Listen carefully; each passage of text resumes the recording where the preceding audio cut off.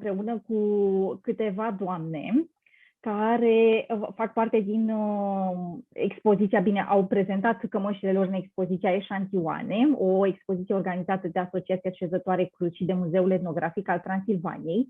Doamnele au fost extrem de amabile să ne împărtășească experiența lor. Așadar, spun să le dăm cuvântul să ne încânte cu creațiile lor și cu informațiile prețioase pe care au să ni le ofere. O să dau cuvântul fiecăreia dintre ele. Sper că mă auziți. Da, da, da. Ok, este tot în regulă. Bun. Aceasta este agenda întâlnirii și acestea sunt cele 8 zone etnografice despre care ne propunem să vorbim, cu accent pe Transilvania. Am lăsat la final 2 cămăși din alte zone etnografice pentru că voiam să cuprindem tot ceea ce au adus doamnele și au expus în această expoziție. Bun, acestea fiind spuse, spun să trecem la prima parte despre Valea Arieșului, dealurile Clujului, sat Jucul de Mijloc, dar și Cluj, Mucănimea Giloului, sat Măguri Răcătău. Prima noastră vorbitoare din această seară este doamna Felicia Mărginean Rășinariu, cu un ciupac de pe Valea Arieșului, sat Ocoliș, județul Alba. Doamna Felicia, mă auziți? Da, bună ziua! Bună Cred că prima ziua. dată ar trebui să mă prezint. Vă rog. Sunt Felicia Rășinariu, de profesie asistent medical pediatru. Dorința mea de a coase o ie a fost acum 5-6 ani de zile și câțiva ani efectiv m-am uitat la cămăși și la i tot căutându-mi o cămașă. Și tot căutând mi-am ales un ciupag. Doar apoi am aflat că cămașa cu ciupag era chiar din zona în care locuiesc acum. Eu sunt din Câmpia Turzii, pe Valea Arieșului, dar m-am mutat la Moldovenești, o comună mai la munte, tot pe Valea Arieșului. Și atunci mi-am ales cămașa cu ciupag din zona mea de proveniență, cum s-ar spune. Cămașa cu ciupag, care am cusut-o, cea de Ocoliș, face parte din zona etnografică Munții Apuseni, Valea Arieșului. Deci ne aflăm în Transilvania, în Munții Apuseni, pe Valea Arieșului, în mocănimea Văii Arieșului, care cuprinde 3 sate, 4, Ocoliș, Poșaga, Sălcioa și Lupșa. Deci asta este zona etnografică. Dacă vreți să vă mai spun ceva, vă pot prezenta cât un pic din zonă sau... Voiam să vă întreb cum ați ajuns, că tot suntem la slide-ul ăsta, cum ați ajuns să alegeți de ce acest ciupag? Că presupun că au fost mai multe de pe Valea Arieșului. N-au fost prea multe, nu. Cred că a fost singurul ciupag de pe Valea Arieșului. Satul Ocoliș este cel mai apropiat de satul în care locuiesc eu. Ne despart 2 sate de comuna respectivă, de satul respectiv, și atunci am ales să fie cât mai aproape de zona în care locuiesc acum. Și am îndrăgit, cum v-am spus, întotdeauna ciupagele. Și eu cred, și am spus și altora, cred că fiecare persoană, chiar dacă nu știe ce costum s-a purtat în zona de proveniență, dacă punem 100 de cămăși sau 100 de costume într-o sală și îl punem să aleagă, cred că instinctiv acea persoană se va îndrepta spre locul de origine al ei sau al bunicilor, al părinților, deci din rădăcină. Fiecare copac își caută rădăcina lui. Și așa am ajuns și eu să-mi găsesc cămașa cu ciupag cea mai apropiată de zona în care locuiesc. Cămașa cu ciupag face parte din cămașa încrețită la gât. Deci vorbim de acea cămașă care se încrețește în jurul gâtului. Și după o altă clasificare face parte din cămașa cu șiră peste cot. Deci acest model care vine peste cot și care la noi se numește șiră. Cămașa cu ciupag, mai puțin că mi-am notat câte ceva, este, zice doamna Lucia Polzan, expresia caracteristică a unei lumi ce se duce. Dar prin înființarea acestor șezători, ea pot să spun că renaște ca și pasărea Phoenix din propria cenușă. S-au făcut căutări în muzee, s-au făcut căutări chiar și pe teren, am mai găsit și a reînviat această cămașă, zicem noi, străveche, considerată una dintre cea mai arhaice cămăși din țara noastră. Deci ea este încrețită la gât și cuprinde mai multe elemente. Cel mai caracteristic care îi dă și denumirea cămășii este ciupagul pe piept, gura cămășii este situată în spate, cusătura peste cot, fodorul mare, brățara, care strânge mâneca, rezultând fodorul. Fodorul la noi se numește volan. Gulerul, cipca, care totdeauna este prezentă, deci dantela este cipca de la fodor și cheițele. Croiul cămășii este alcătuit din mai multe bucăți. Pieptul, care de regulă se croiește din 2 lați sau 1 lat și jumătate. În cazul meu am avut nevoie de 2 lați, deoarece modelul este foarte complex și cuprinde 180 de cutulițe, deci nu aveam cum să fac dintr-un lat și jumătate, ceea ce m-a determinat să fac din 2 lați de pânză. Spatele, care se croiește doar dintr-un lat, și paha, deci acea pavă care se pune sub mânecă pentru a-i oferi o lejeritate în mișcare, care la noi se croiește împreună cu clinul lateral. Deci paha cu clinul lateral e o singură bucată și se face dintr-un sfert de lat, deci o jumătate și încă o jumătate, un sfert de lat de pânză.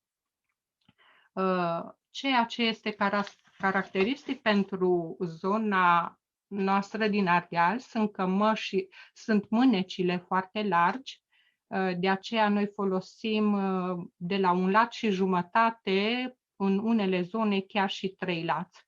Deci care era mai bogat folosea 2 lați de pânză, în cazul de față am folosit 1 și jumătate.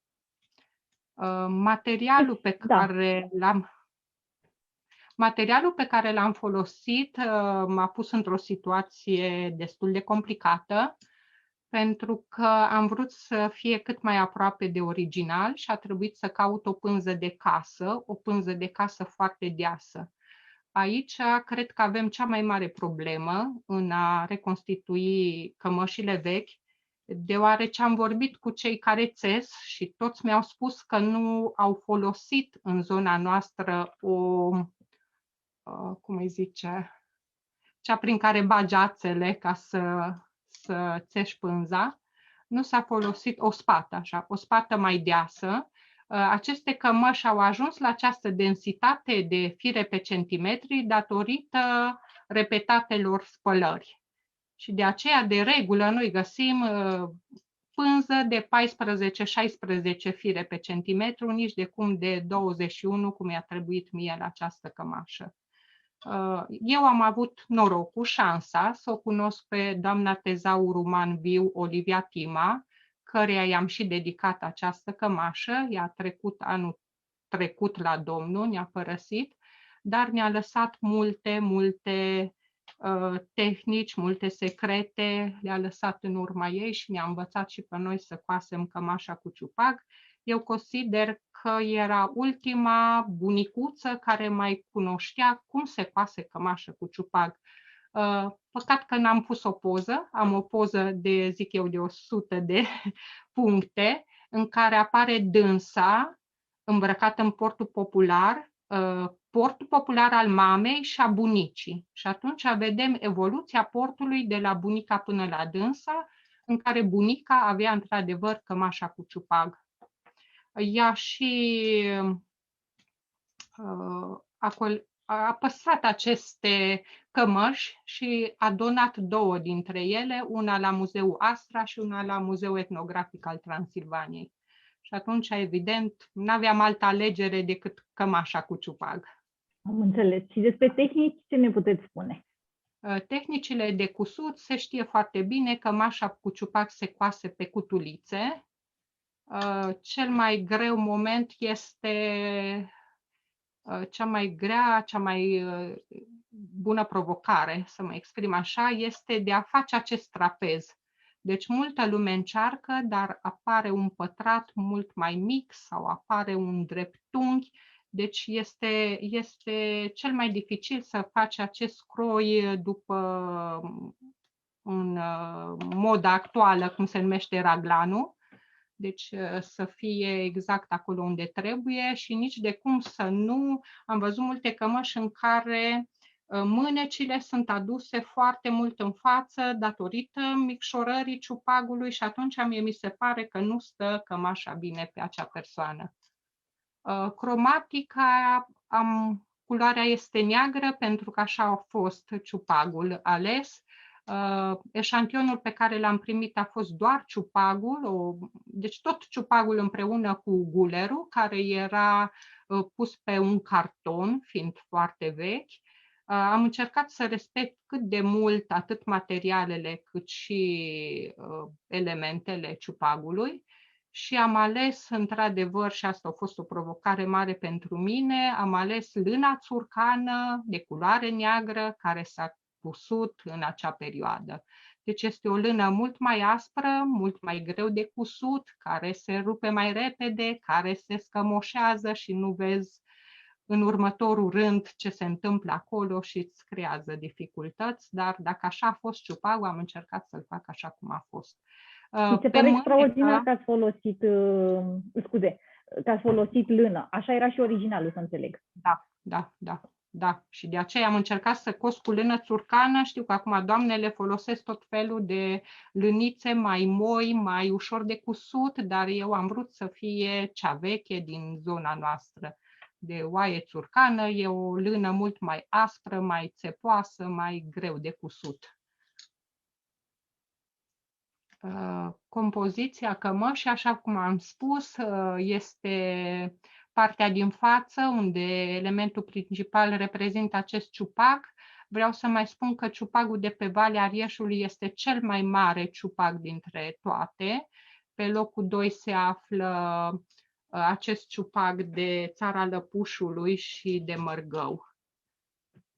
Deci a noastră trebuie să cuprindă o treime din cămașă, se poartă cu un pieptar, nu l-am aici la îndemână, care are niște bretele foarte subțiri și întreg ciupagul trebuie să se vadă, deci se încheie undeva la nivelul sânului și trebuie să se vadă tot acest ciupag. Eu consider că el a fost și o protecție pe care femeia a folosit-o pentru frig. Și vreau să mai spun că am povestit și cu cei din alte zone și chiar am observat, mai multă lume îmi spunea din Moldova că ei, dacă și-ar pune niște embleme, niște semne și le-ar pune precis pe umăr și niciodată pe piept, la care eu am răspuns, noi ardelenii totdeauna considerăm spiritul matern, sânul mamei, ceea ce punem noi în inimă, punem și pe piept. Și atunci apare cămașa aceasta noastră cu ciupag. Un alt element este pui peste cot, care se execută cu punctul pe dos, deci cu un element destul de ușor a zice. Mai complicat e că trebuie să o faci modelul pe toată lățimea mânecii.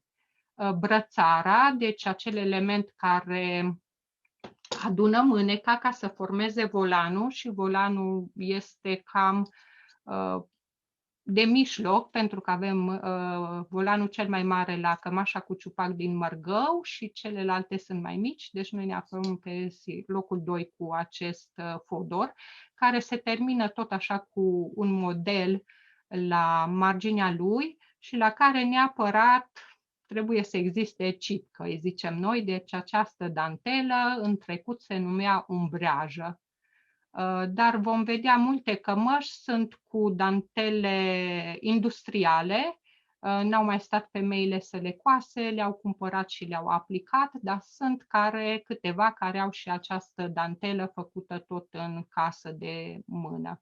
La această cămașă lipsesc cheițele, deoarece este în lucru. Mi s-a spus să o las așa ca să vadă lumea că într-adevăr aceste cămăși se cos, nu se achiziționează sau se aduc din altă parte. Trebuie să mai cos cheițele și încă un element pe care îl avem, zic eu, doar zona noastră și dealurile Clujului, deci din zona Clujului avem paha de sub braț cu model. Urmează să-i fac modelul, am întrebat bătrânele de ce se cosea chiar și acolo unde nu se vede, dar ziceau la dansurile noastre populare, când femeia ridică mâna în sus ca să cânte, se vede ce are sub braț și atunci și acolo au pus câteva elemente decorative. Vă mulțumesc foarte mult. Trecem acum la următoarea cămașă a dumneavoastră din expoziție. Este cea specifică satului Jucu de Mijloc, din dealurile Clujului, nu? Da. Deci ne aflăm tot în zona Transilvaniei, în județul Cluj. De data aceasta, am uitat să spun, Ocolișul făcea parte din județul Alba, la limită cu județul Cluj. Acum ne aflăm în zona de deal, zona centrală a județului Cluj. Știm că cămașa cu ciupac s-a purtat în toată această regiune, Cluj, Bistrița, Maramureș, câteva și în Sălaj, în Mureș, chiar și în Bistrița. Deci, acum 200 de ani era o cămașă comună. Am mai aflat că această cămașă cu ciupac se găsește și în alte zone muntoase din Ucraina. Am găsit-o în Carelia, am găsit-o și chiar și în Spania, nu știu cum a ajuns acolo, un alt fel de ciupac, dar este tot această încrețitură. O mai găsim la cei din Bulgaria și am găsit-o chiar și în Mexic. Considerăm că este un fenomen de poligeneză, adică un fenomen care a apărut datorat necesității de a micșora această lărgime a cămășii în jurul gâtului. Și atunci s-au făcut aceste cutulițe ca să putem să o strângem pe gât și ce s-a gândit românca noastră, haideți să le fixăm cumva, hai să facem un model. Și așa a apărut cămașa cu ciupac. Croiul este cam același ca la cămașa anterioară, doar că aici am avut nevoie de un lat și jumătate în față, modelul fiind pe mai multe cutulițe, mai mic, nu așa de complex, deși mi-a ieșit mai mare. Materialele care le-am folosit a fost o pânză tot așa cumpărată, e o pânză de in pe care cei din Bucovina o numesc puricată, deoarece are mici scame pe ea. Este tot o pânză țesută în casă veche, iar ața este un bumbac mătăsos cumpărat din Ungaria, de la o firmă care se ocupă și cu mătasea naturală. Încă un element care poate cred că l-ați uitat sau nu v-ați gândit că ar trebui în această prezentare este desenul. Deci scoaterea modelului implică încă o problemă pentru noi. De multe ori, ciupagele pe care le coasem nu sunt chiar bine executate, adică, mă rog, țărâncile dinainte nu puneau atât accent pe perfecțiune cum punem noi în zilele de astăzi și nu știam dacă trebuie să facem cămașa cu acele imperfecțiuni sau oarecum să o reglăm.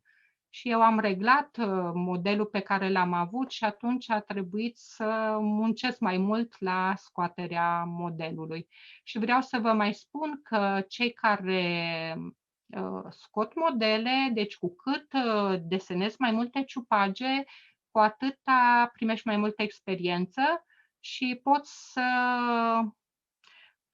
să pui o anumită cămașă într-o subzonă etnografică ca și când te-ai uitat la mai multe tablouri și știi exact a cărui autor îi aparține, exact așa, desenând ciupage, putem să spunem care ciupag în ce subzonă etnografică o introducem.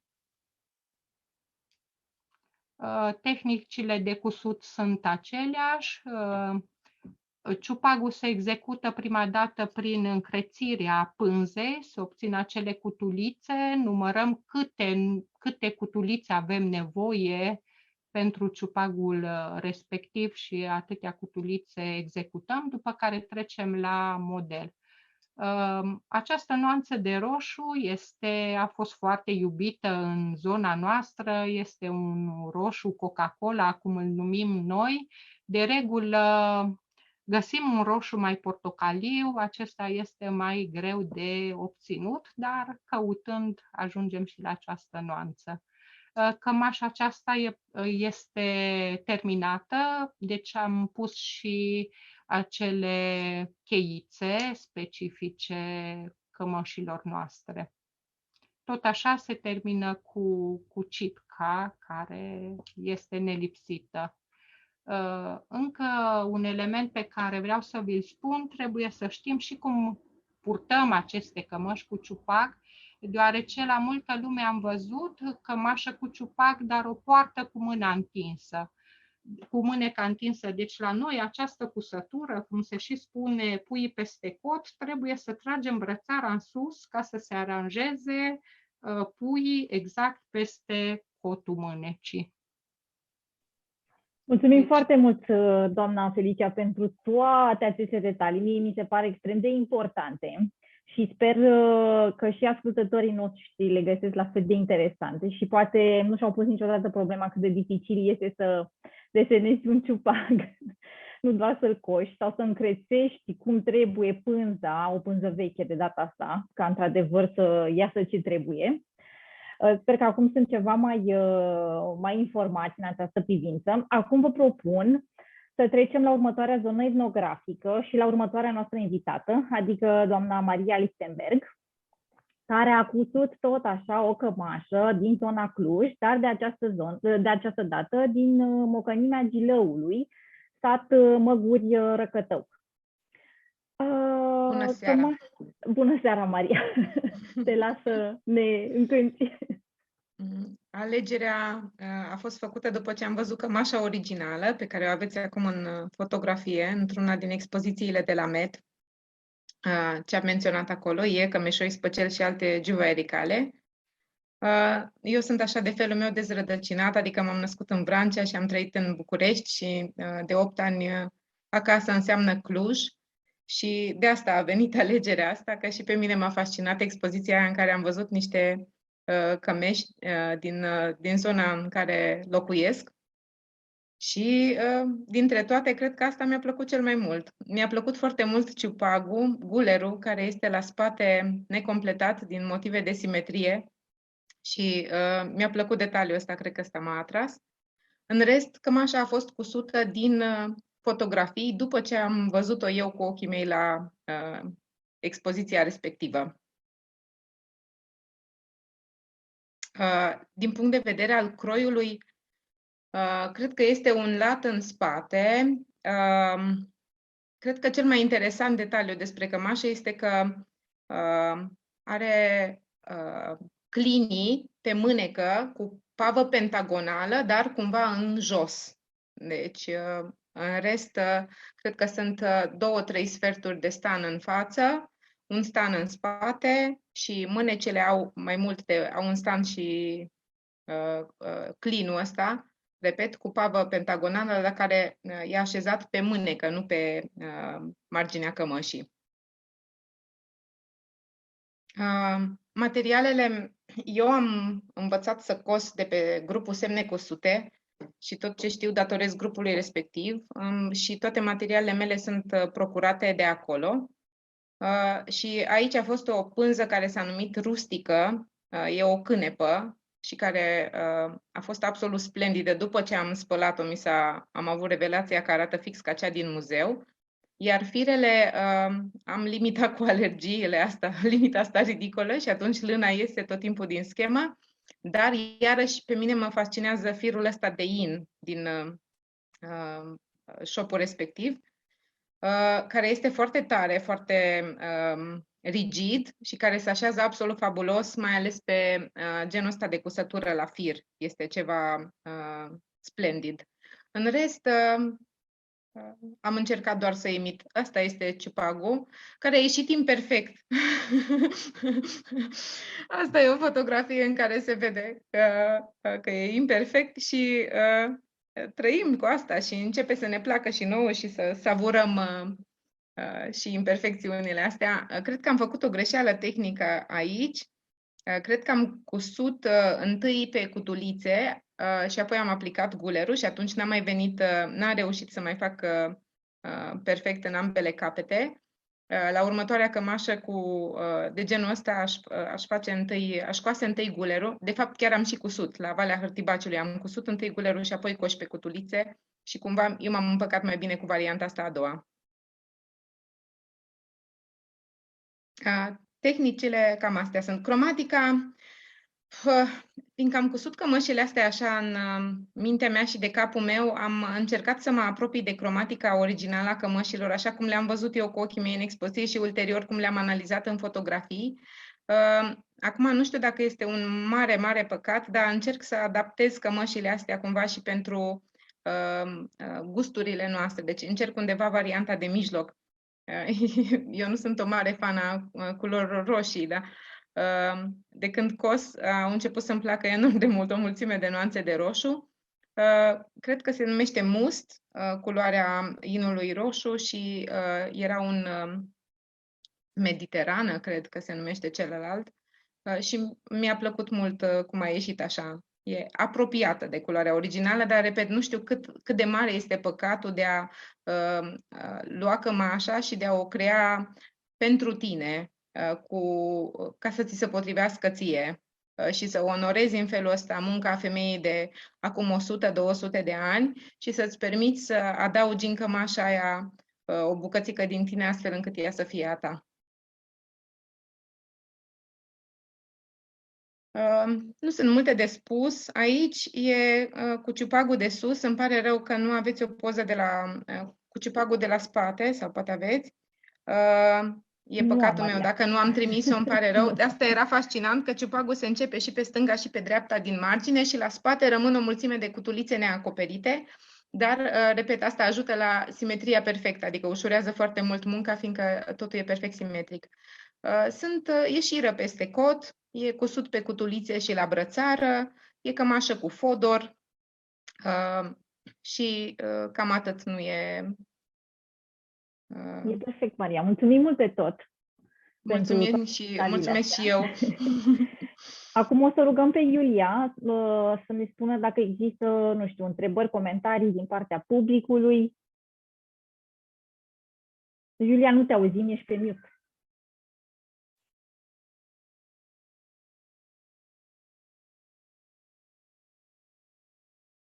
Tot pe mute ești.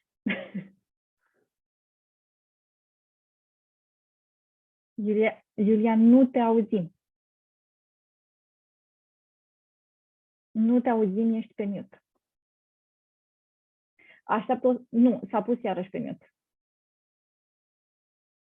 Nu te auzim. E ok? Acum da.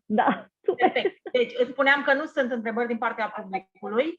Aș întreba eu pe doamna dacă crede că este mai ok să acopere la spate cutulițele, să completeze modelul. Acum da. Perfect. Deci îți spuneam că nu sunt întrebări din partea publicului. Îmi cer scuze încă o dată dacă e ok să acopere la spate cutulițele, să completeze modelul.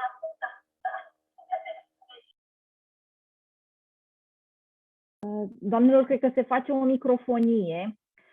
Deci când vorbește cineva, vă puneți voi pe mute ca să nu se audă și colo.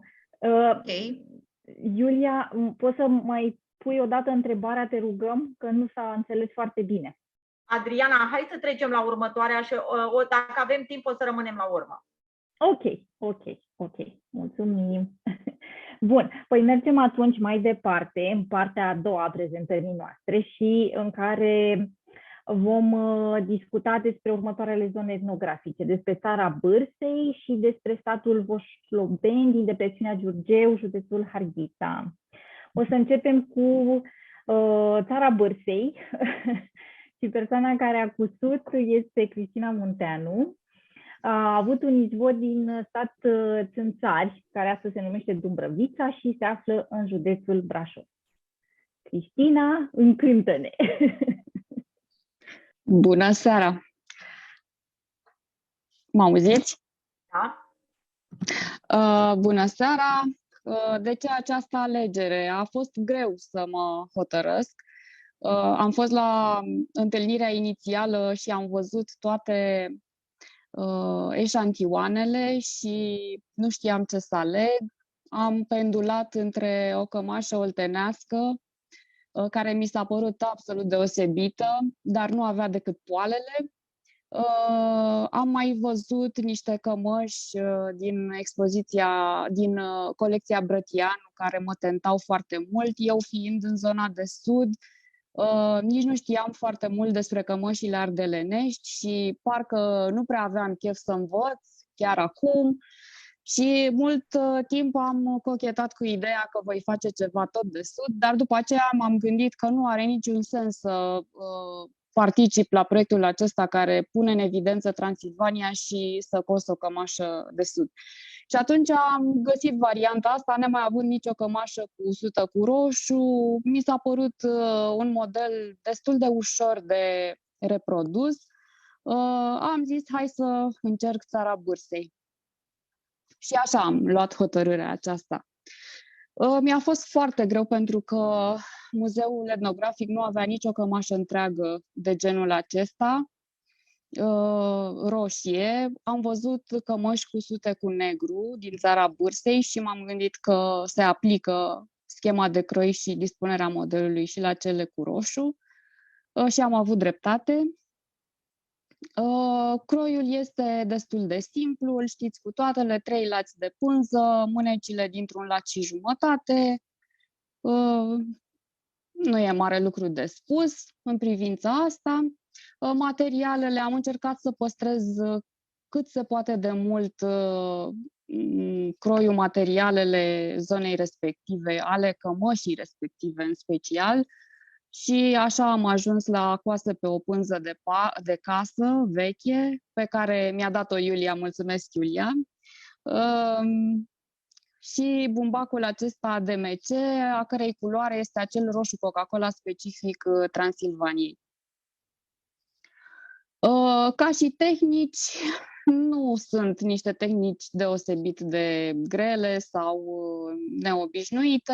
Am folosit acele rumânesturi jumătăți de cruciulițe și nătău pentru a mărgini pătratele. Bine, nici n-am făcut mare lucru decât piepții cămășii, așa că nu am ce să vă spun despre ciupăgelul specific zonei sau alte lucruri. Am văzut că sunt niște cheițe folosite, acele cheițe purecel pe care toată lumea le cunoaște, foarte, foarte des cusute. Ceea ce este, culoarea este acel roșu despre care v-a spus și doamna Felicia Mărginean, specifică Transilvania, acel roșu Coca-Cola pe care l-am găsit destul de greu, dar l-am găsit. Compoziția ornamentală este destul de simplă, avem acele râuri pe piept, dublate, unul mare și unul mic imediat lângă, cu o mică distanță între ele, între râuri și gura cămășii. Avem acest ciupăgel frumos de la Guler. La mânecă este un singur râu, acel râu cu pătrate, ca un fel de altiță, să-i spunem, și mai avem ornamente doar la benchița de la Guler și la mânecă. În rest, cămașa mai are pe spate 2 râuri mărunte, la fel cum au cămășile de Vrancea, și aici vreau să spun că am găsit ceva influențe moldovenești la această cămașă. Mi s-a părut că și Cămășile de cașin seamănă oarecum ca ornamentație cu această cămașă, precum și cea de Vrancea cu spatele în special. Mulțumim foarte mai mult, departe. Cristina. Păi, ăsta era ultimul slide. Ok. Pe scurt, cam cămașă. asta. Adriana, doamna Roxana Căruceriu întreabă de unde a luat Cristina firul DMC? L-am cumpărat de la o firmă de la Bârlad, dar nu mai amintesc exact acum. Știu că nu au decât magazin online. Ok. Îi transmite, poate o să găsești ceva și îi spui Roxana. Sigur, dacă mă documentez și îi scriu în comentarii la postarea cu live-ul acesta. Mulțumim mult de tot, Cristina. Mergem mai departe acum și ajungem în satul Voșlobeni, din depresiunea Giurgeu, județul Harghita, și mergem la doamna Delia Jucan, care a cusut un eșantion din această zonă. Doamna Jucan, ne auziți? Da, mă auziți? Perfect. Da, vă auzim. Bună seara, sunt Delia Jucan și particip și eu la acest proiect de eșantioane cu reconstituirea acestei cămăși de Voșlobeni. Voșlobeni, un sat din depresiunea Giurgeului. Am crezut că va fi Sebastian și vă spune mai multe, dar de ce am ales acest eșantion este tocmai pentru Sebastian, pentru dragul pe care l-am văzut că l-are pentru acest proiect și pentru aceste eșantioane, pentru că am menționat la acele întâlniri la care am fost de afinitatea lui față de această enclavă românească care s-a încăpățânat să păstreze niște valori specifice doar acestui ținut.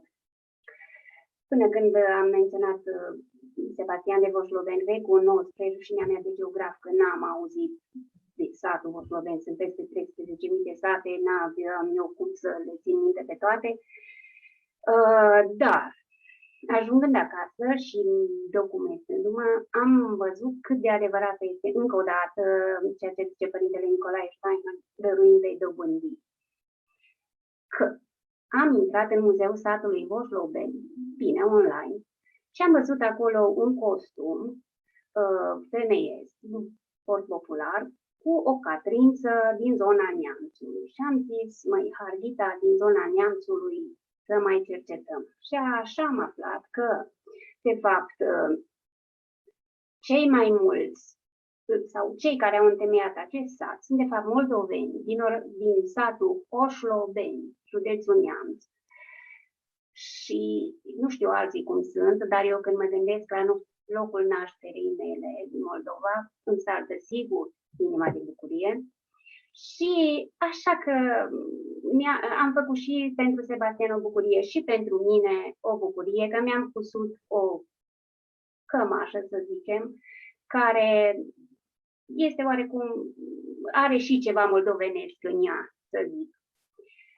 Pentru că la acele întâlniri pe care le-am avut, am căutat să găsesc un eșantion din Moldova, dar recunosc pe rușinea mea, care sunt o începătoare în ale cusutului, nu m-am început să dezlușesc tehnicile de coasere. Și așa că m-am dus acasă și am început să fac probe cu ațe și am vrut să fac o surpriză până la final, dar nu m-am priceput la croi. Mai departe de această mânecă pe care o vedeți aici, ce se întâmplă, ce-i cu spatele, cu fața, cum se încheie. Și atunci ar trebui să mă desconspir, să spun, Sebastian, te rog, ajută-mă, că mai departe nu mai știu. Așa. Și îmi cer scuze pentru desenele rupestre pe care le vedeți, dar au fost făcute pe fugă, așa, din caietul meu.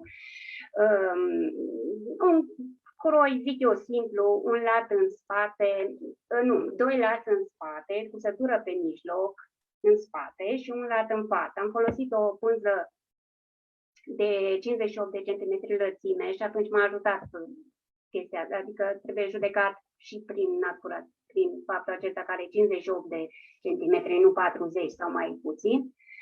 Și mânecile sunt întregi, din gât, să zicem, pornesc. Au o lungime de 80 de centimetri, mâneca are lățime de 70 de centimetri, deci are un clin de 12 centimetri și o lungime de 80.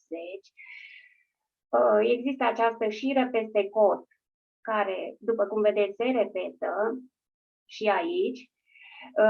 Și mai are și acele spirale, mă rog, care le vedeți acolo, acele decorații care apar așa punctiforme. Există un creț care strânge mâneca și apoi un podor de 10 cm. Pe creț se cheamă lunceț aici. Crețul acela poartă numele de lunceț. Luncețul ăsta este de 7 mm și la mânecă și la gât. Am vrut să zic că la gât este închisă, se încheie cu creț pe cutulițe și decorația se face doar de la un umăr la altul cu acest lunceț.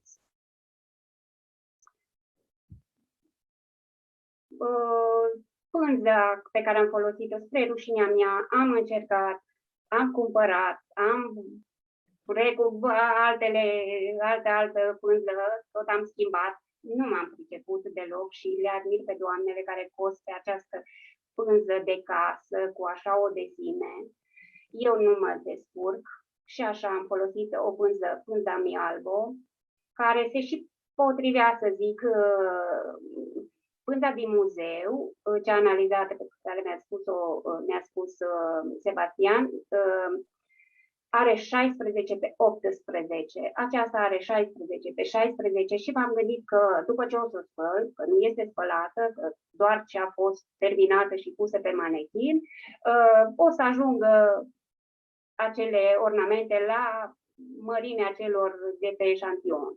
Firele am folosit tălmaciu, fir mercerizat. Ce tehnici am folosit? Da. Pe cutulițe, tehnici, am crețit pânza de jur împrejur și am făcut acest lânceț sub formă de pătrate, să zicem, și romburi. Am cusut la fir, la mânecă este cusut pe butuci și se termină cu un tighel. Mâneca se termină cu un tighel. Nu sunt niște tehnici speciale. Chiar recomand fiecare începătoare. Este o cămașă care aproape se poate singură. Doar trebuie să încerci. E o plăcere. Deci, pentru mine personal a fost o plăcere să fac o astfel de cămașă. Da. Compoziție ornamentală. Da. Deci e vorba despre acel șir peste cot, formă de romburi. Nu este ceva special nici prin compoziția ornamentală, nici prin cromatică. Sunt aproape de cămășile, deci aceste cămăși din Voșloveni. Îmi spunea Sebastian că el a studiat mai multe. Muzeul din etnografic al Transilvania nu are decât 2 și acele într-o anumită stare, care nu pot fi expuse, și îmi spunea că acolo toate cămășile de vârsta aceasta, să zicem, au aceeași cromatică, adică se poartă ori negru, ori roșu cu negru, ceea ce vedeți, ori doar negru, și parcă ar fi cusute de aceeași femeie. Deci sunt vreo 4 sate acolo românești care au aceeași, ca la Indigo, ca și cum te-ai duce la un atelier și și-ar face aceeași cămașă. Un detaliu foarte interesant. Mulțumim foarte mult pentru această scurtă prezentare. Acum o să mergem la următoarea, de fapt o să vedem dacă există întrebări din partea publicului. Rămânem cu doamna Delia și trecem la următoarea zonă etnografică. Nu, Adriana, nu sunt întrebări. Puteți trece la următoarea doamnă. Ok, perfect. Vom vorbi despre Valea Hârtibaciului. Da, și rămânem tot la doamna Delia. Valea Hârtibaciului. Eu nu știu ce aș putea să spun după acel studiu pe care cu siguranță fiecare l-ați văzut.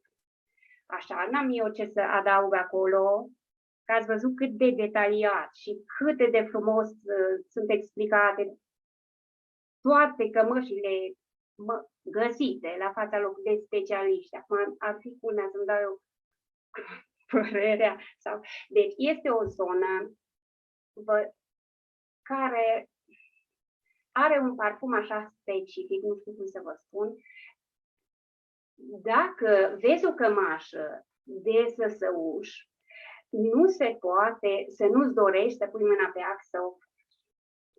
Eu când am văzut cămașa de săsăuș, prima dată am vrut să reproduc acel eșantion, dar l-a ales altcineva și atunci m-am orientat către o cămașă întreagă. Și aceasta parțial distrusă, dar așa am simțit ca un parfum de foarte bună calitate, așa subțire, deci foarte, foarte puțin secoase la cămașa de săsăuș, foarte puțin, dar spune atât de mult că nu spune o cămașă plină cum este aceasta de pe mine, cât spune acea cusătură puțină la alpițe și la ciupac. Cine a mai cusut? Probabil, nu știu, poate că nu e ceva general, poate mi se pare mie, dar cine a mai cusut, cu siguranță poate spune același lucru, dar tehnicile care se folosesc impun atâtea probleme și atâta cercetare și atâtea probe, încât ziceai mai bine poseam o cămașă de Moldova sau de Oltenia, că ieșeam ca și timpul mai repede. Da. Bine, cămașa, aceasta este cămașa pe care am ales-o, parțial dispusă. Da. De ce am făcut? V-am spus de ce am făcut-o. Croiul, iarăși, este de la mine din caiet, așa, rupestru. Stanul din față este, pânza pe care am folosit-o este tot aceeași, Mialbo. 16 fire pe centimetru, da? Și revin imediat și la fire. Acum să vă spun despre croi. Deci croiul, în față am folosit un lat, adică 96, un lat de 58 și un crin de 38, a mea și 96. Am vrut 100, dar, mă rog, așa a dat. În spate a folosit un singur lat, un stand de 58 de centimetri și 2 clini laterali care n-am apucat să-i pun, de 10 centimetri lățime.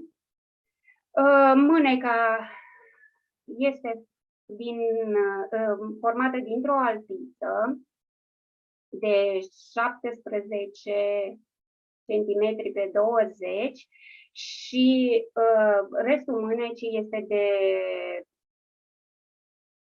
83, adică are 58 lățime plus 25-83 de centimetri lățime.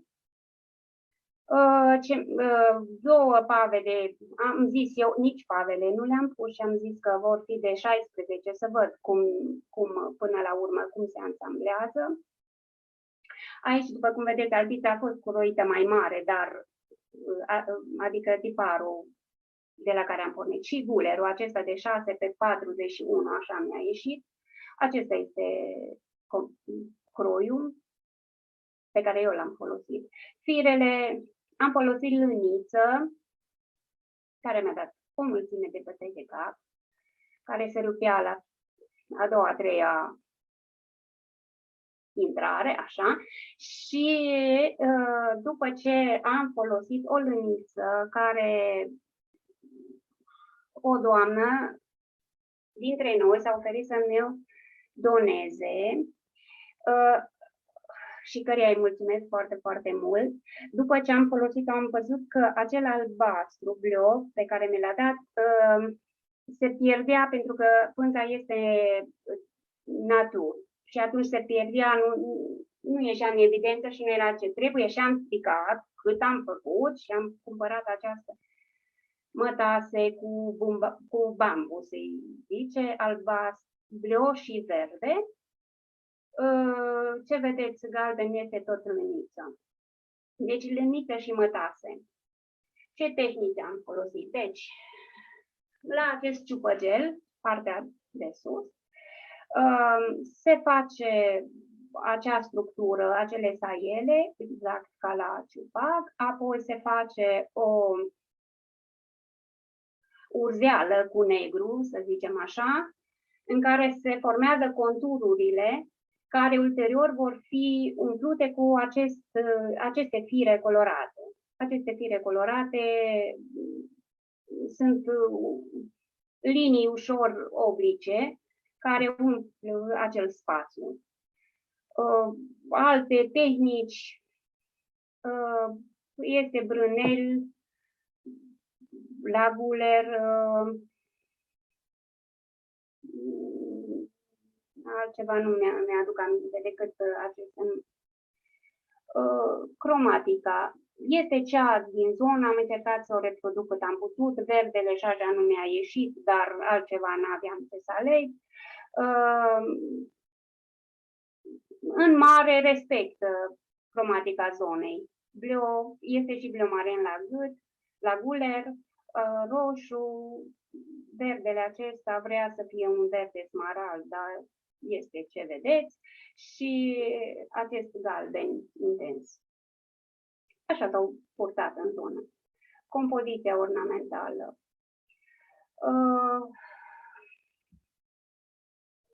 Deci, la gât este acest ciupac cu ornamentica aceasta geometrică, cu aceste romburi, să-mi aduc aminte, felderelnițe sau feldiorelnițe, de la feldrioara vin aceste romburi care se termină cu acele zigzacuri. Așa, alpița este tot cu motive geometrice, mâneca din spațiu, din locul în care se pune pava, am lăsat 10 cm și am făcut iarăși o încrețitură și s-a format un fel de ciupăgel, să zic așa, acest creț, încrețeală de pe mânecă care ține mâneca, ține foarte bine mâneca pe umăr și din alpiță pornesc aceste șiruri pui, se numesc, de la 6 la 10 cm pot să aibă. Jos este această brățară, încrețitură. Am uitat să spun că această încrețitură această cusătură de la gât îi zice lânceți cu ochi, cred că acele puncte care le vedeți sunt ca niște ochi așa, albe, așa, lânceți cu ochi. Și deci revenind, mâneca se termină cu un fodor și fodorul este mărginit cu un tighel. Mulțumim mult, doamna Delia. Coerent am fost. Este minunat, credeți-mă, și mie îmi place foarte mult să pun fotografii cu desene făcute de mână, pentru că cred că e foarte important ca lumea să vadă că nu există proces creativ curat, care să arate impecabil. Nu există așa ceva. Eu ce vreau să menționez eu? Dintre toate doamnele pe care eu le cunosc, eu sunt cea mai puțină experiență, cea mai multă, nu știu, cea mai puțină dexteritate. Nu știu, și studiul îmi lipsește foarte mult, dar am vrut să intru în acest live, dacă tot mi s-a cerut dacă vreau să particip sau nu, ca să vadă cei ce ne urmăresc că se poate. Deci dacă eu am putut, se poate. Cine vrea să coasă o cămașă românească adevărată, doar să pună mâna pe ac și pe ață și se poate, credeți-mă. Și eu care nu aveam în calcul așa ceva, când am îmbrăcat prima cămașă cu 100 de mine, cu mai multe defecte decât perfecțiuni, m-am simțit, nu știu, că aparțin acestui loc, că aparțin acestui neam, că pot să mă bucur de valorile pe care mi le-au transmis înaintașii noștri. Și de aceea eu sunt pentru încurajarea celor care vor să facă ceva, ce avem și noi de valoare, să scoatem în față ce avem și noi de valoare, că poporul acesta n-a fost mai, cum vor alții să ne creioneze, ci a fost mândru să facă din ceva rudimentar chiar ceva de valoare, o adevărată artă. Eu așa zic. Acum, eu nu zic despre cămășile mele, cu siguranță de la orice doamnă prezentată până acum și cele care au pus atât de multe cămăși, puteți să faceți o emisiune, o transmisie numai cu câte una, pentru că sunt niște doamne adevărate artiste, nu eu. Deci, încă o dată, cei care mă vedeți, nu mă judecați decât din prisma începătorului. Vă mulțumesc. Doamna Delia, întrebare din partea doamnei Crăcana, care vă întreabă dacă pânza este de bumbac sau de bumbac amestec cu cânepă. Nu, este doar bumbac, natur se cheamă, pânză simplă, de la Mialbo, natur.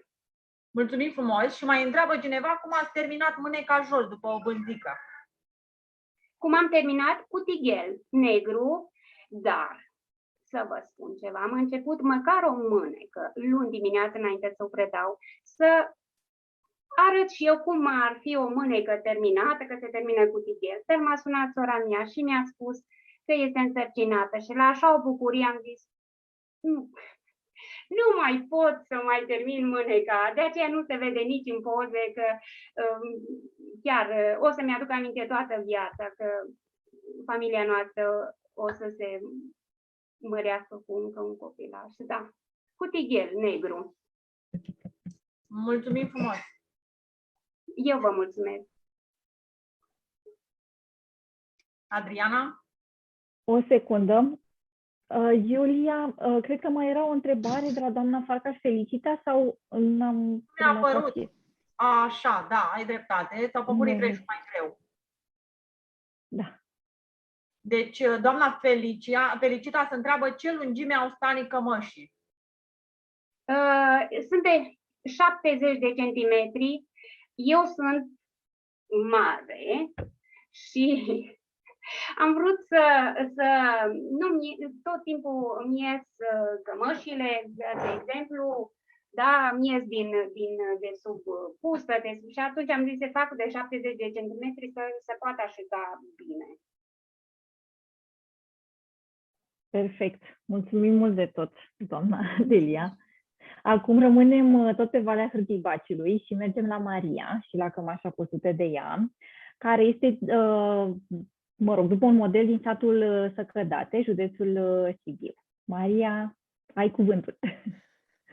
Bună seara încă o dată. Suntem tot în Valea Hârtibaciului și în albumul proiectului Salvând Cultura Celuilalt. M-am îndrăgostit și eu de proiectul ăsta și mi-a luat răsuflarea. Am luat-o ca pe o datorie să punem mâna pe ac după ce am văzut atâtea cămăși în proiect și atâta energie care s-a pus în scoaterea lui la suprafață. Și m-am apucat. Întâmplător, se pare că am ales una dintre cele mai vechi cămăși din album. Am aflat după ce am terminat-o și m-am bucurat tare mult. Cred că tot ceva arhaic m-a atras la ea, care are ciupagul monocrom, spre deosebire de celelalte. Și în timp ce coseam am remarcat de asemenea că sunt două cămăși aproape identice în album. Despre asta este vorba, deci tot așa, par făcute de același autor. Una pare mai nouă și una mai veche. La croi, lucru interesant pe care aș putea să vă spun este că la sfatul cuiva experimentat, m-am prefăcut că latul are 40 de centimetri și atunci am tăiat o fâșie lungă de 10 centimetri din tot latul de pânză, ca să mă joc cu laturile astea de 40 și au fost 2 pe mâneci și 2 în față, cu altița scurtă, așa cum știți. Putem merge mai departe. Pânza este, așa cum am văzut-o eu în albumul ăla online, mi-a părut o cămașă cusută pe pânză de casă, deci atipică față de cămășile de pe Valea Hârtibaciului, care s-au cusut în general pe o pânză foarte, foarte deasă. Și atunci m-am întrebat dacă nu pot să o fac și eu așa. Are doar 14 fire pe centimetru înainte de spălat. Se numește La Târg, e o pânză de in cu bumbac și mai cususem o cămașă pe ea și mi-a plăcut foarte mult. În expoziția asta am văzut cămașă de Valea Hârtibaciului cusută pe pânză de 26 de fire de o doamnă respectabilă care mi-a tăiat răsuflarea. Le-a cusut cu ochelari și cu 2 lupe. Asta e un lucru la care nu știu dacă m-aș înhăma eu personal, e vorba de o alegere personală. Altițele astea se cos într-o zi sau 2, dacă ai timp de lucru. Așa de repede a mers, cum a zis și doamna Jucan. Valea Hârtibaciului merge foarte rapid și nu ai timp să te plictisești și totul este o poezie, o splendoare. În fiecare zi ai ceva, un pas nou de făcut. Deci mi-a plăcut foarte mult și acum mi-am luat și eu o pânză de 26 de fire pe centimetru pătrat și stau și mă întreb cum o să finalizez următoarea Valea Hârtibaciului. Dantela este cu in, galben și iarăși întorcându-mă la limita mea,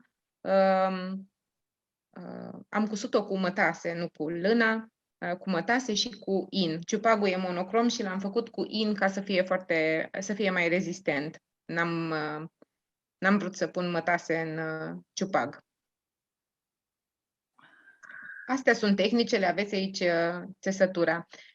Cromatica, iarăși mi-a plăcut la nebunie, e vorba de mătase fir nerăsucit din magazinul, din shop-ul Semne Cusute și culorile se numesc Drag, Dor, Nor. La vremea aia nu era o variantă pentru galben și acolo am pus in muștar, dar acum există și un galben splendid care se numește Pai. Deci, și e un bronz, o mătase bronz Madeira, aia e cu fir răsucit, care leagă lâncețul de la mânecă de altiță. Interesant că eu am legat doar prin brănelul ăla mâneca de altiță. Asta ar putea fi interesant. Dantela de pe mâneci e cusută cu in, tot așa e un fir tare care se coase foarte ușor, e practic un feston repetat, mai multe rânduri de feston și arată ca o dantelă. Cam asta este compoziția. Am și eu puișorii mei. Am dantela pe mijlocul celor 2 lați de 40 de pe mânecă. E cusătură pe cutulițe, e brănel pe muchie, e ciupăgelul de sus care e făcut așa cum a spus doamna Jucan, inițial printr-o țesătură și apoi prin adăugat cusut peste țesătura respectivă. Și cam asta e. Cămașa asta a fost o bucurie pentru că a fost printre primele din albumul ăsta finalizate. Când am ales-o m-a tentat și pentru că era în muzeul din Cluj și ideea expoziției astea, care mie mi se pare absolut genială, mă urmărește de puțin timp de când am început eu să cos cămăși, că m-am apucat în pandemie. Dar ceva în mine a visat tot timpul să vadă cămașa veche lângă cămașa nouă. Așa cum spuneam, nu mi-am pus eu foarte multe limite în a face cămașa identică cu cea care a existat acum mult timp, dar mi se pare așa un mod de a face o legătură cu o persoană care a existat odată prin gestul de a-i onora munca încercând să copiezi o cămașă, dar prin a o face a ta. Și cămașa asta a creat așa de multă euforie când am cusut-o că aproape am leșinat și eu. Când Eugen Vaida a văzut-o, cred, și s-a bucurat și doamna Mirela Crețu de la Muzeul Astra din Sibiu s-a bucurat și a spus că i-am dat viață unei cămăși și m-am simțit peste puterile mele de onorată și de entuziasmat, așa, de faptul că s-a cusut o cămașă și atâta lume se bucură de cămașa asta. Deci a fost numai bucurie cămașa asta. E toată numai bucurie și energie bună. Mulțumim foarte mult, Maria. Mergem acum la următoarea noastră invitată, doamna Dorina Baias, care a gustat tot o cămașă de pe Valea Hârtibaciului, din satul Săsăuș, județul Sibiu. Doamna Dorina. Vă mulțumesc de invitație. Cam ce a fost de spus legat despre acest model de cămașă de pe Valea Hârtibaciului Săsăuș au vorbit și antevorbitoarele mele, doamna Delia și doamna Maria. Să mă prezint. Eu sunt ardeleancă stabilită în Dobrogea, în Constanța. Activez la așezătoarea Constanța, de unde primesc multe sfaturi. Vreau să le mulțumesc doamnelor Eugenia Catargiu și Andreea Ceauș de la așezătoarea Constanța. Datorită lor, cu ajutorul lor, am realizat și această cămașă. Cred că această cămașă de Hârtibaciu este a 7-a cămașă pe care o cos, dar primele 2 le trec la așa nu, că n-am respectat eu toate canoanele. Acum pe mine am o cămașă cu ciubac de lăpuș, dar vorbesc despre cămașa de Hârtibaciu. Ce pot să spun? Că am prins drag de acest mestejuc încă de mică, pentru că bunica mea paternă a trăit cu războiul în casă și pe ea o moștenesc. Așa că mi-am propus să lucrez câte o ie cam din fiecare zonă etnografică a țării. De aceea am ajuns și la această cămașă din Hârtibaciu. La croi am folosit în față un stan și jumătate. Este cusută pe pânză veche de casă, cămașa. S-a albit foarte frumos după spălare și s-a și îndesat. La spate am un singur stan, la mânecă iarăși un stan și jumătate. Ațe, doar lână am cusut la fire, am cusut doar cu lână. S-a cusut relativ ușor. Mă așteptam să o termin mai repede, dar a fost bine și așa, vreo 3 luni am lucrat la ea.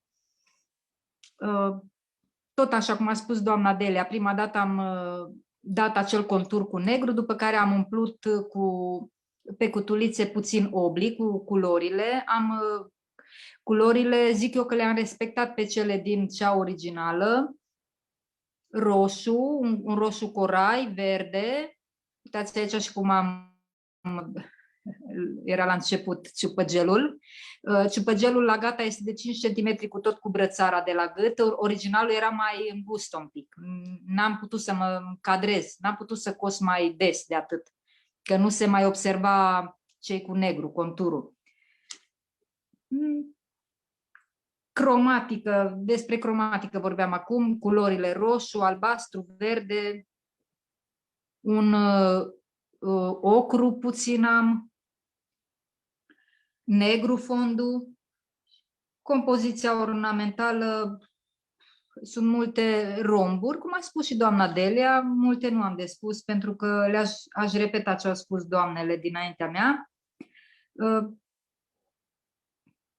Se termină cu acel fodor mâneca, cu tighel, fără cipcă, fără dantelă. Și am făcut cheițele cu un macrame alb. Este încheiată cămașa cu cheițe din macrame alb. Ca tehnici am folosit butuci, cruciulițe, în urma acului și nătău, brânel și cusătura pe cutulițe. Altceva... Mulțumim foarte mult, doamna Dorina. O lăsăm pe Iulia să vă adreseze niște întrebări din partea publicului, pentru că se pare că sunt. Da, cineva întreabă, Roxana Cărăceri întreabă cât centimetri ar trebui să aibă ciupagul din zona Hârtibaciu? Între 4 și 5 cm, cu tot cu bentița de la gât, cu tot cu guleraș. 5 cm. El vine chiar pe gât. Nu trebuie să coboare. Așa vine. Nu-i cum e acesta de ciupagele, ăsta e de lăpuș. El trebuie să vină așa, chiar glumeam cu doamnele de la mine de la așezătoare, după ce am terminat-o, am probat-o și zic, eu această cămașă pot să o port în loc de gulerul cervical, pentru că medicul de familie mi-a recomandat să port guler cervical stând tot timpul aplecată să cos. Și acela nu-ți permite să lași gâtul, bărbia în jos. 5 cm maxim, ciupăgelul de la gât. Mulțumesc frumos, mulțumim frumos. Să mai este o întrebare de la aceeași doamnă. Ce tip de cusătură ați folosit la încheierea stanilor? Cutulițe, nu, cheițe. Cheițe și în urma acului. Mulțumim. Vă mulțumesc și eu amândurora și mergem acum la ultima parte a acestei întâlniri, la partea a patra, în care vom vorbi foarte pe scurt. Bine, pot să spui și mai multe detalii, Maria, dacă știți nevoia, despre două zone, Moldova de Nord, adică Bucovina și Vlașca, pentru că Maria a participat în expoziție și cu două cămăși din zone din afara Transilvaniei, pentru faptul că, de fapt, sunt cusute după modele din MET, nu? Din câte știu. Da, așa cum spuneam, nu știu de ce mi-a fost drag tot timpul să aleg modelele care sunt în MET. Repet, cred că undeva în visele mele am sperat la le vedea împreună, că mi se pare o idee absolut genială să vezi cămașa veche și cămașa nouă. Aici este Bucovina, nu sunt multe de discutat. La final ea nu va avea fodor, ci va avea lăncez și la gât tot așa nu va avea prezărău, ci lăncez. Și este aproape gata și mă ard degetele să o termin. E o Bucovina care a fost anul trecut la expoziția Bucovina de sărbătoare și care se află și în albumul Brătianu. Deci am mers repede, e cusută cu mătase, o nuanță splendidă care se numește mândrie și e greu de greșit. Nu am numărat păsăricele mici de pe mâneci ca să nu-mi pierd mințile, dar le-am dovedit.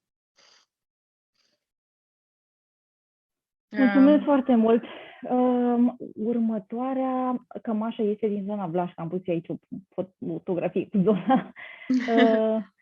Și o să te rog să-mi spui și despre asta mai mult. Aici, iarăși, singurul lucru pe care l-aș menționa este că expoziția Brătianu, cred că a fost în 2015, când eu nu aveam habar, nici nu mă aflam în Cluj încă, nu eram mutată, nu aveam habar despre ce înseamnă acoase. Repet, am descoperit asta acum maxim 3 ani, în timpul pandemiei. Dar am văzut din celebrele poze de la expoziția Brătianu cămașa asta, am leșinat și am oftat și am făcut-o și era mândria vieții mele cămașa asta. Când mă îmbrăcam cu ea mă simțeam o zână și în continuare va fi așa, doar că alăturarea cu cea originală m-a făcut inițial să oftez, în sensul că ea este cusută la scară mult mai mare, este tot pe o pânză de 14 fire pe centimetru pătrat, tot bumbac cu in, cu mătase, o grămadă de mătase la pliculețe mici, dar, repet, am văzut-o lângă original și a mea pare grosolană. De asta, noroc că nu o să mă urmărească originalul pe unde să o port îmbrăcată. Asta e cămașa pentru care Sebastian Paec zicea să nu mă feresc de paiete. Cum spunea cineva cunoscut, și eu o ard natural așa și am evitat până acum prea mult paietele și firul auriu, dar o să-mi bag mințele în cap și o să ajung și la ele. E o cămașă pe care am făcut-o, bineînțeles, fără poale. Rămâne dragostea mea cămașa asta dreaptă, cu mânecile dintr-un stan jumate. Dar lângă original, ea pălește, ce-i drept, adică pare așa, nu par din același film. Dar o să spun de acum încolo că am fost inspirată de cămașa din MET și că m-am străduit atâta să iau modelul din pozele expoziției din 2015, dar a rămas o cămașă inspirată de cea de acolo. Cam atât.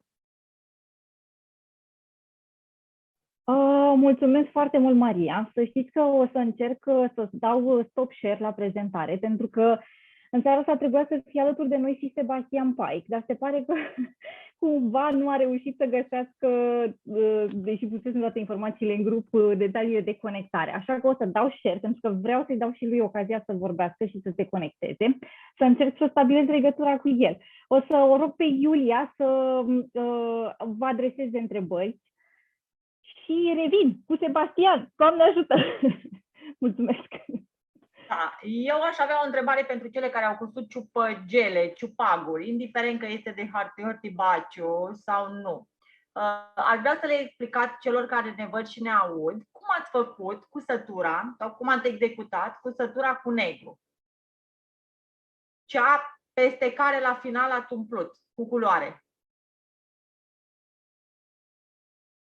Cine? Microfon. Așa, vă auzim acum. Se formează cutulițele pe pânză, după care lucrăm în urma acului, sau cum să-i spun? În urma acului, de-a lungul cutulițelor. Da. Asta la ciupagul dumneavoastră. Pe doamna Maria o văd dând anul din cap.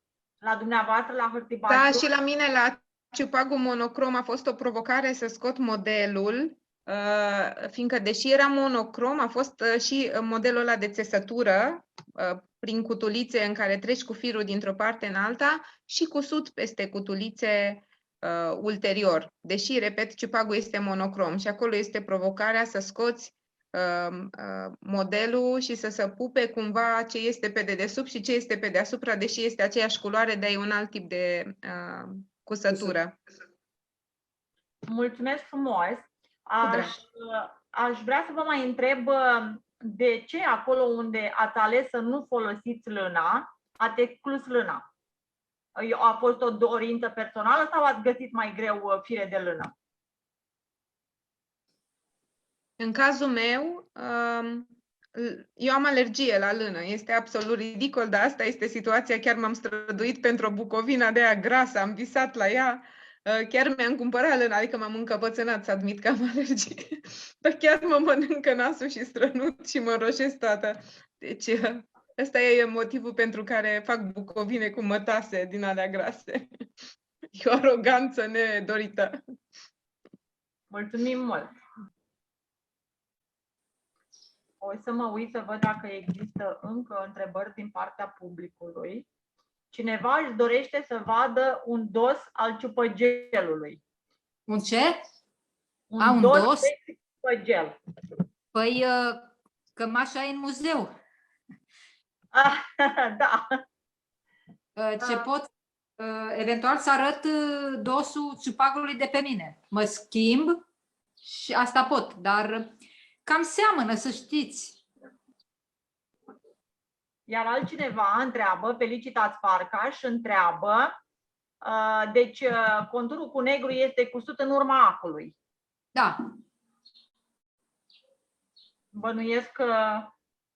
S-ar putea ca întrebarea, scuzați-mă că intervin, s-ar putea ca întrebarea să se refere la următoarea dilemă. Dacă firul negru pe dos intră pe sub cutuliță și răspunsul în cazul meu este că nu, se trece pe deasupra cutulițelor și prin cutulițe. Atenție, nu este un model în oglindă. Firul nu se duce pe dedesubtul cutulițelor niciodată. Se duce prin cutulițe și pe deasupra lor. Deci pe spate, ciupagul normal arată aproape alb. Se văd cutulițele așezate și se văd niște noduri de la fire. Cred că mai am și eu un ciupăgel mic pe care îl pot arăta acasă, dar pe spate nu se vede nimic, se văd doar cutulițele așezate unele lângă altele, ca bucățile unui acordeon. Și sunt albe și o să vedeți doar puține nodulețe. Deci firul intră prin cutulițe și pe deasupra lor, niciodată pe dedesubt. Mulțumim mult! Încercăm să vedem. Mulțumim mult și pentru prezență. Eu. Există totuși cu fotografii de pe dosul ciupagului, știu, dar dacă aveți poze de la cămașa lucrată. Nu, Da, nu. dacă găsiți o poză până reușește Adriana să restabilească legătura cu Sebi, uite, tocmai vine o fotografie cu dosul cutulițelor. O imagine. Mulțumim, doamna Maria. Doamnelor, să știți că am încercat să-l sun acum pe Sebastian, nu mi-a răspuns, nu știu, n-a răspuns nici la coment, i-am scris și pe Messenger, nu știu ce să fac mai mult de atât. Avea toate datele de conectare în grupul MET, proiectului MET, dar nu dau seama de ce nu au ajuns la el toate detaliile astea. Dacă voi mai vedeți... Să adaug. Și eu am găsit foarte greu link-ul, a trebuit să caut în unde îl am. La un moment dat, domnul Sebastian Paic a cerut acest link, eu am scris că cineva, deci nu puteam să-l copiez ca să îl dau dânsului.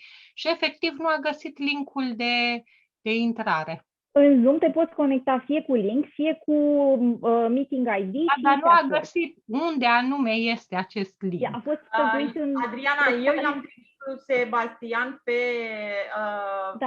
mă rog, în privat, i-am trimis codul de ID și parola. Ok. Dacă ne aude sau dacă vede, le găsește la el în mesageria privată. Da, și eu i-am scris, dar nu pare să fi văzut mesajele. Nu știu ce se întâmplă. Chiar... Este un pic mai greu internetul, dacă avem răbdare, poate reușește. Da, ok. Păi zic să mai îl așteptăm câteva, nu știu, un minut, două, dar, na, ce să fac, asta este. Oricum... Până atunci mai putem, iertați-mă, atunci mai putem povesti. Da. A întrebat o doamnă în prezentarea dânsei dacă este o greșeală să modificăm culoarea, nuanța, anumite, poate altele doresc să modifice și anumite elemente din cămașă ca să-și o facă personală. Și atunci vreau să zic că avem două faze, deci ar trebui pentru un proiect care este făcut de Muzeul Etnografic să respectăm cât de mult posibil toate elementele acelei cămăși, iar dacă vrem să facem pentru noi o cămașă, acea o putem modifica. Întrebând pe bătrâne cât putem să modificăm croiul, cromatica unei cămăși, mi-au răspuns așa: tu trebuie să arăți din satul respectiv, nu din satul vecin. Deci dacă venim cu ceva modificări, am fi fost criticate în trecut de gura satului, să spun așa, de femeile în vârstă din sat. Sunt perfect de acord cu dumneavoastră și vă mulțumesc pentru observație, că n-aș fi vrut să se înțeleagă că aș fi modificat cămășile din proiectul ăsta. Cămășile le-am cusut înainte să știu că va exista acest proiect. Eu sunt oaia aia rătăcită care a fost sunată cu o zi înainte de vernisaj și, așa cum spuneam, m-am simțit foarte onorată că pot să văd cămășile mele lângă cele care m-au inspirat. A fost un proiect de recreat eșantioane și așa este, ar trebui toate să fie cât mai aproape de cele originale, doar că eu aceste cămăși le-am cusut înainte să știu de existența acestui proiect, cumva, și doar m-am bucurat enorm să fac parte din el și a fost o sărbătoare că s-a putut. Foarte tare cred că nu m-am îndepărtat, dacă încă au fost primite, dar așa este. Sunt două motivații diferite de a coase. Poate una este de a recrea o cămașă după eșantioane și una este de a-ți face o cămașă ta. Ideal ar fi să se pupe toate elementele astea și să fie același lucru, dar iată, eu sunt întotdeauna și niște limite. Limita de a nu putea coase cu lână, limita de a nu, știți? Și atunci... E minunat dacă găsim variante care să fie acceptate în caracteristicile cămășii. Vă înțeleg perfect. Intervenția mea a fost datorită că am fost întrebată de mai multe persoane cât putem să ne deplasăm cu propria imaginație, creație într-o anumită subzonă etnografică. Și acesta a fost răspunsul bătrânelor satului. Deci trebuie să arăți ca din satul nostru. De niciun element, ele criticau orice observa o deviație de la canoanele satului, deja îți trăgeau atenția la horă, la joc uite cum s-a îmbrăcat această doamnă. Chiar s-a întâmplat și anul trecut să fie această observație dată unei persoane care au venit cu o cămașă și era cămașa din zonă, dar nu o purta corect. Și zice, tu, fată, cum te-ai îmbrăcat? Și atunci au luat-o și a explicat cum se poartă portul popular. Pentru că și aici este o problemă. Le coasem, dar trebuie să știm și să le purtăm. Mulțumesc! E foarte frumos și poetic ce spuneți dumneavoastră și e minunat că aveți bătrâna satului pe care o puteți întreba.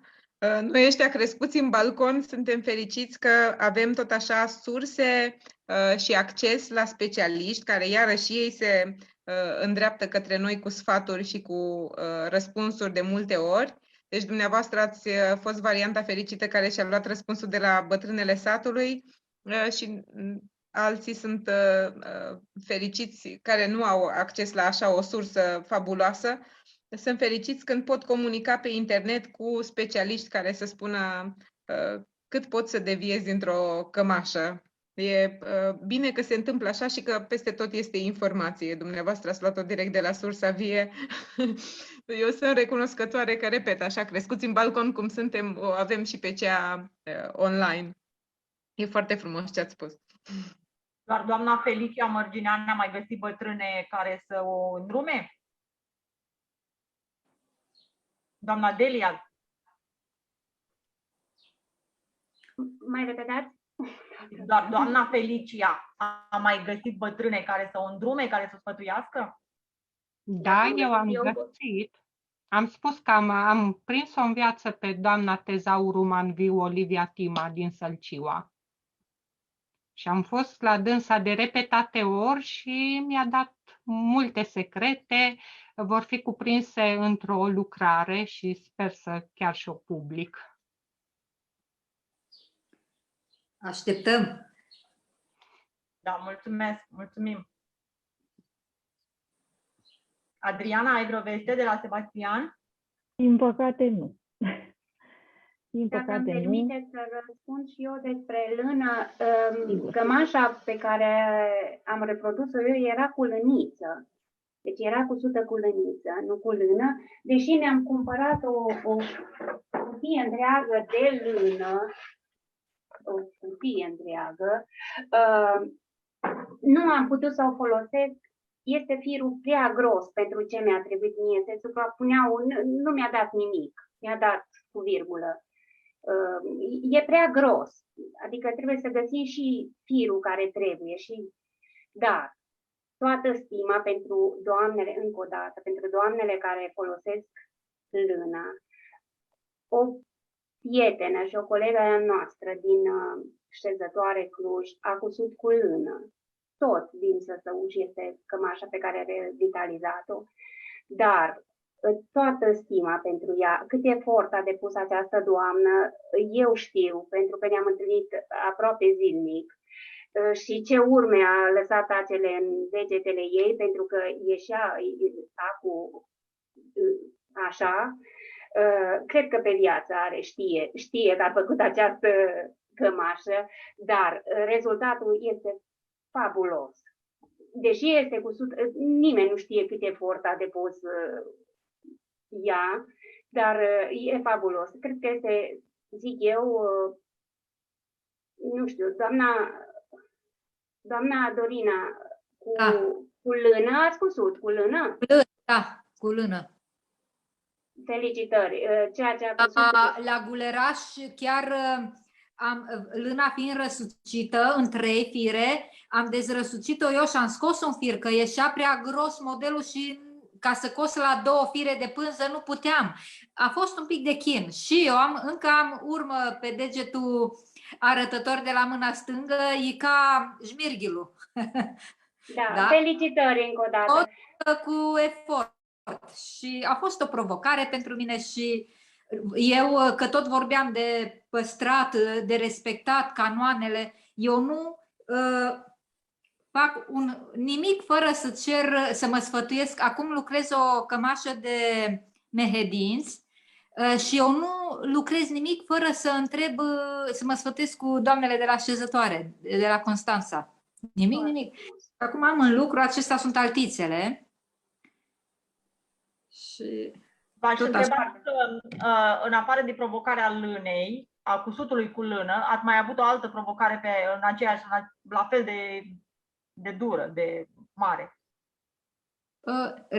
Cu bomba se coase mult mai ușor. Nu mă refer musai la materiale, nu știu, o altă provocare, pentru că observ că lâna e într-adevăr... Ba da, sigur, am lucrat și o cămașa de Vlașca, copie după cămașa reginei, cu fir metalic, cu tel. A fost și acolo o provocare, sigur. Firul metalic mi s-a părut mai greu, că se lucrează mai greu, dar nu e imposibil. Mulțumesc mult! Cu plăcere! Adriana, o mai ai vreo veste? Din păcate, nu am...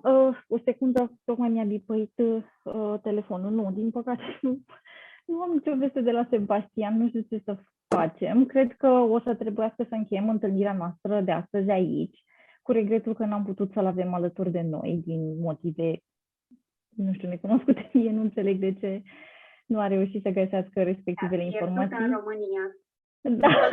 Binevenit oricând, Adriana. Cu siguranță, da. Îl așteptăm. Și dorința, putem intra o oră să lăsăm doar pe Sebastian să ne vorbească din nou tot despre aceste cămăși. Sunt sigur că are foarte multe lucruri importante de spus.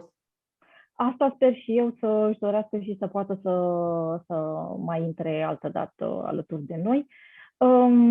Acestea fiind zise, doamnelor, eu vă mulțumesc din tot sufletul că ați acceptat și că v-ați rupt timpul vostru să le explicați și altora ce înseamnă să coși cămăși din Transilvania și ce tipuri de cămăși sunt și ce tehnici sunt folosite în general, ce tipuri de croi. Pentru că să știți că, nu știu dacă aveți aceeași senzație ca și mine, în ultimii ani s-au promovat foarte mult cămășile din Sud și Bucovina, simt eu, și mai puțin Transilvania. Transilvania rămâne pentru publicul larg o nebuloasă. Dar uite că se mai fac cercetări în zonă, uite că mai există un proiect cum este Șantioane, mai sunt expoziții ale muzeelor din zonă și așa încet începem să redescoperim și în Transilvania din acest punct de vedere. Vă mulțumesc și vă spun tuturor o seară minunată. Mulțumesc și eu. Aici, mulțumim și noi. La revedere, mulțumim de invitație. Și mulțumim. La revedere. La revedere!